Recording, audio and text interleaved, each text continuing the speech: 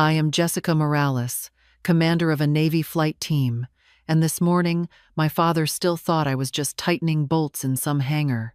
We were sitting at the kitchen table in my parents' house, the smell of coffee and bacon filling the room, sunlight slipping in through the blinds. He was telling an old buddy from his Marine days that I probably spent my time swapping out spark plugs or pushing tool carts, and they both laughed like it was the best joke they had heard all week. I didn't correct him. I just spread butter across my toast and let the sound of their laughter hang in the air like static. He didn't notice the patches on my duffel bag by the door, or the way my hands had calluses that didn't come from a wrench. He didn't ask why I was home, didn't wonder if there was something more to my visit than catching up over breakfast. What he didn't know was that in a few hours, I would be strapping into the lead jet of one of the most famous flight teams in the world. The Blue Angels were performing at the city airshow that afternoon, and I was flying point, the tip of the diamond. At precisely 2 p.m., I would roar over his head at 600 miles per hour, with smoke streaming behind me. He wouldn't be able to miss it. And when the announcer's voice called my name over the loudspeakers, it wouldn't be a joke anymore. I grew up in a house where the walls were lined with medals, photos of Marines in dress blues, and flags folded in perfect triangles. My father carried himself like every day was inspection day, shoulders back, jaw set, eyes scanning for weakness. He wasn't cruel, not in the way some fathers are, but he had a way of sorting people into two categories: tough enough for the fight or made for the sidelines. From the moment I could walk, I knew which category he thought I belonged in.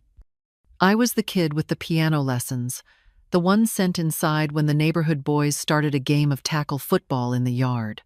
My brother got to clean rifles with Dad in the garage, while I was told to help Mom in the kitchen.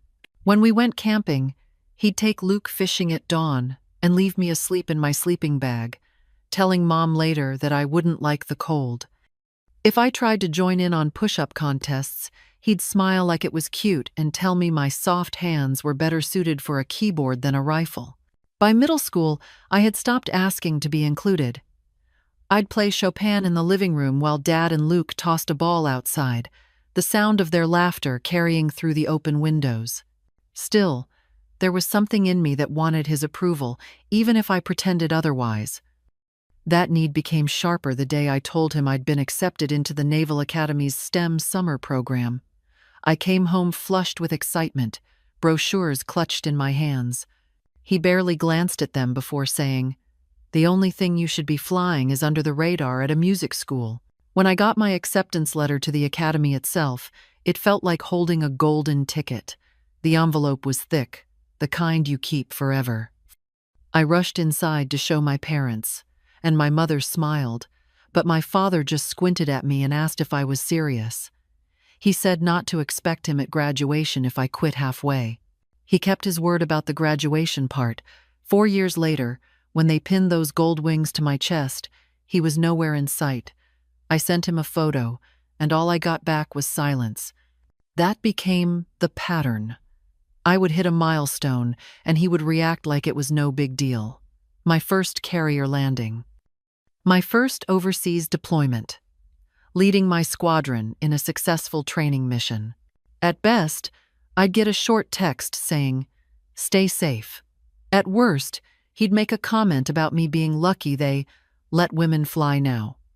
Even when I brought home a framed photo of my squadron, signed with a note calling me the best damn pilot I've flown with, he tucked it away in a drawer. It wasn't anger that stung the most. It was the indifference. Over the years, I stopped trying to convince him. I learned to keep my victories to myself, to celebrate quietly with people who actually cared. But a part of me still wondered if there was anything I could do to make him see me differently. Not as the little girl who practiced piano while the real action happened elsewhere, but as someone who could stand shoulder to shoulder with any Marine, any sailor, any pilot. That question lingered like a low hum in the background of my life, and deep down, I think I always knew the answer would come from the sky. Flight school stripped you down to the bone before it built you back up. The first weeks were a blur of early mornings, endless checklists, and instructors who seemed to see every mistake before you made it. I learned to fly in all weather, to trust my instruments when the horizon disappeared, to keep calm when alarms screamed in my headset. It was not glamorous. It was sweat pooling under my helmet and muscles aching from hours of fighting the controls. The first time I blacked out during high G maneuvers, I woke to my instructor's voice telling me to shake it off and try again. I did, and the next time I held consciousness long enough to complete the roll. Every milestone felt like pushing through a wall my father had built in my mind, the one labeled, "You can't." Night carrier landings tested every nerve I had. The deck was a postage stamp in a sea of black, moving in ways that made no sense until you felt the arresting cable grab your jet. Emergency drills were another beast. We practiced losing hydraulics mid-flight, simulated fires, and even landing with one engine out. I learned to manage the panic that creeps in when smoke fills the cockpit and visibility drops to nothing. The instructors didn't care that I was one of the few women in the program. All they cared about was whether I could fly the mission. When I was selected to lead a training exercise in rough weather, I knew it was a turning point. The winds were brutal, and the visibility barely cleared the minimum. I brought every jet home without a scratch, and the debrief ended with my commanding officer giving me a rare nod of respect. That night, I thought about calling my father to tell him. I even had my phone in my hand. Then I heard his old words in my head about how I belonged in a band, not a jet, and I set the phone down. The truth was, I had stopped needing him to believe in me. The sky believed, the other pilots believed. And when I strapped into a cockpit, the jet didn't care about my gender, my upbringing, or my father's opinion. It only cared that I could fly, and I could. Every long day, every sleepless night, every moment I proved myself in silence made me stronger than I had ever been. When the new Blue Angels schedule came in, I scanned the list of cities like I always did, half expecting nothing special. Then I saw it. Seattle, my hometown, my father's backyard. For a moment, I just stared at the page, the way you look at a winning lottery ticket before you let yourself believe it's real. This was it, the perfect stage, not for revenge, but for truth. I was slated to fly lead in the diamond formation that weekend, the position everyone notices first. 4 jets so close, you could reach out and touch wingtips, slicing the sky in perfect sync. I imagined my father in the crowd, arms crossed, scanning the horizon with that mix of skepticism and pride he reserved for real pilots. He had no idea that the pilot he'd be watching was his daughter. I ordered 2 VIP passes under the name of the festival committee, no return address, no note. Just tickets to the best seats in the house with access to the reception afterward. I pictured my mother's curiosity, my father's reluctance to admit he wanted to go. I knew him well enough to bet he wouldn't resist. The Blue Angels had always been the real deal in his eyes. The week before the show, I caught myself daydreaming about his face when the announcer called my name. Would he look shocked? Would he laugh, thinking it was a coincidence? Or would there be a split second when he realized he had underestimated me all these years? That thought alone sent a pulse of adrenaline through me. Still, I kept my excitement buried under layers of calm. I didn't tell anyone outside my team what was coming. In my mind, the plan was simple. Let the engines, the precision, and the sky do the talking. And when I passed over that VIP tent at 600 miles per hour, he wouldn't just see a jet, he would see me. The morning of the show, the air on the tarmac was sharp with the smell of jet fuel and cold dew. The hangar doors were rolled wide open, and the Blue Angels gleamed under the floodlights, every panel polished until the paint looked wet. Crew members moved like a choreographed dance, checking hydraulics, testing comms, loading fuel. The deep hum of auxiliary power units vibrated through my chest. Every sound was sharper, every movement magnified by the knowledge of what was about to happen. I zipped up my flight suit, feeling the fabric stretch across my shoulders, and locked my helmet case beside me. The weight of it was familiar, grounding. As I walked toward my jet, sunlight caught on the leading edge of the wings, making them flash like a blade in the air.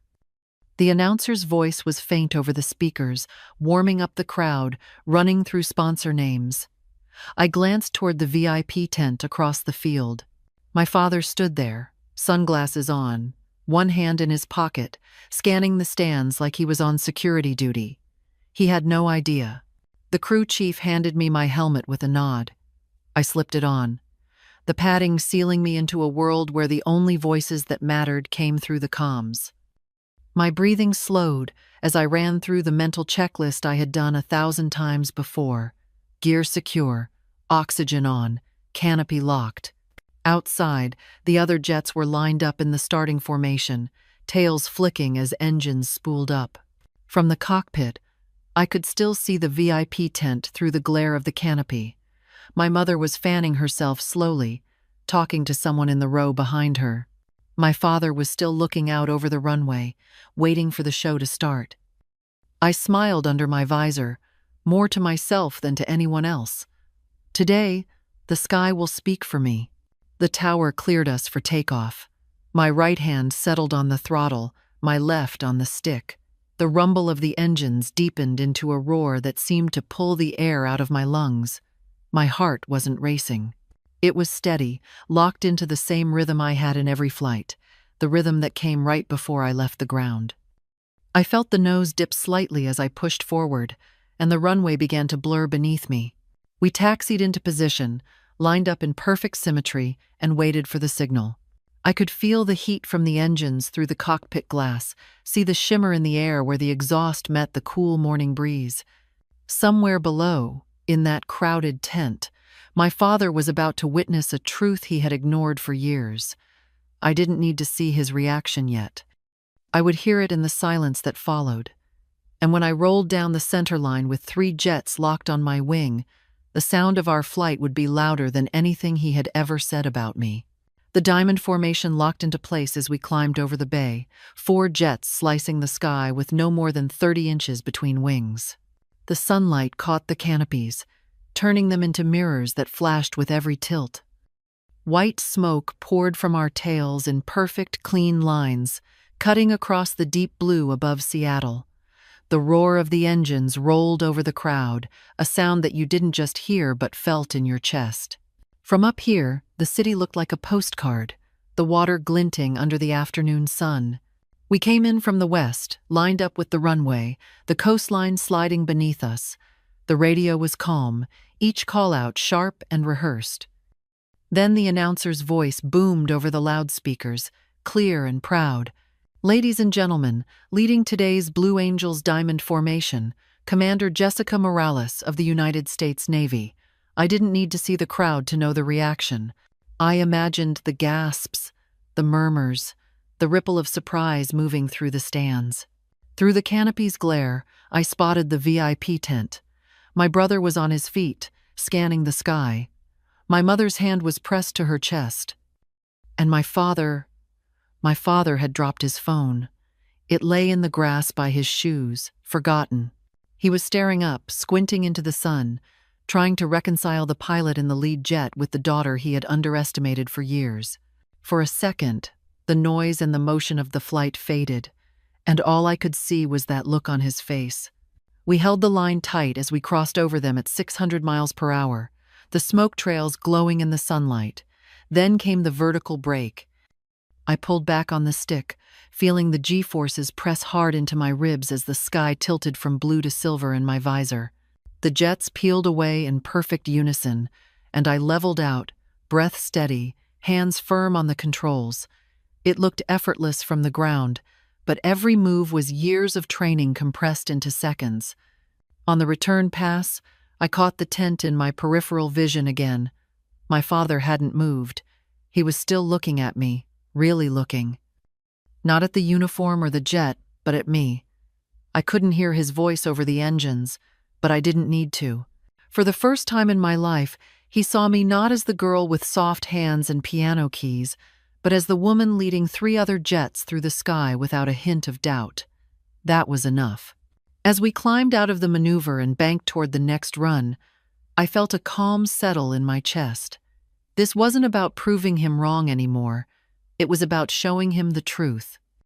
And the truth was flying right over his head, louder than any words I could ever say. The reception tent was buzzing with voices and the clinking of glasses, a low hum of energy after the roar of the show. I walked in still in my flight suit, helmet tucked under one arm, sweat drying against the collar. Admirals, veterans, and reporters turned as I entered, their applause rolling over me in a wave. But my eyes went straight to the back of the room, where my parents stood with my brother. My mother's eyes were wide and wet, her smile trembling.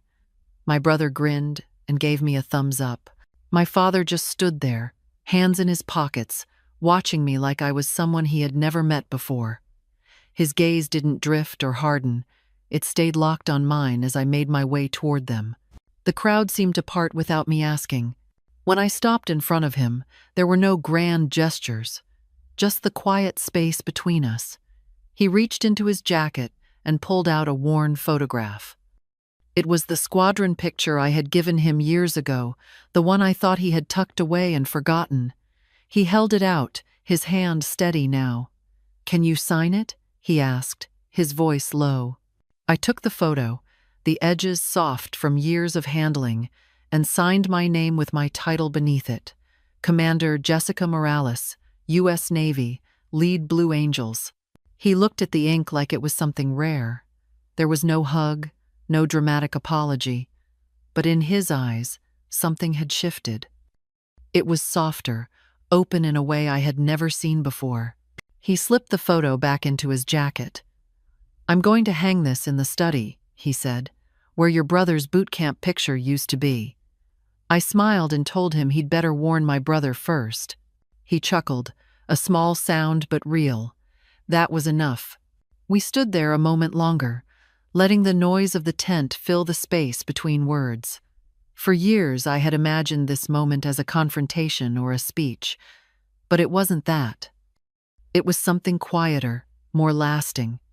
He had finally seen me, and that was all I had ever really wanted. I never flew to prove my father wrong. I never stayed in the cockpit through storms and sleepless nights just to hear him say he was proud. I flew because the sky felt like the only place I was fully myself. Up there, the noise of doubt and the weight of other people's opinions disappear. The controls respond to my hands, the air rushes past, and for a few perfect moments, everything makes sense. When I heard my name echo over the loudspeakers that day, it wasn't about winning his approval. It was about honoring the years of work, the discipline, and the love I had for flying. The truth is, some people will never see you for who you are until the evidence is too big, too bright, too loud to ignore. And that's okay. If there is someone in your life who still doesn't understand your worth, keep going, keep building, creating, or chasing whatever sets your soul on fire. You don't need to slow down for them to catch up. One day, your work will speak in a voice so clear they can't pretend not to hear it. Let the sky tell your story. Let it be louder than the words they use to hold you back. And when that moment comes, you won't need an apology or an explanation. You'll already be miles ahead, doing the thing you were born to do.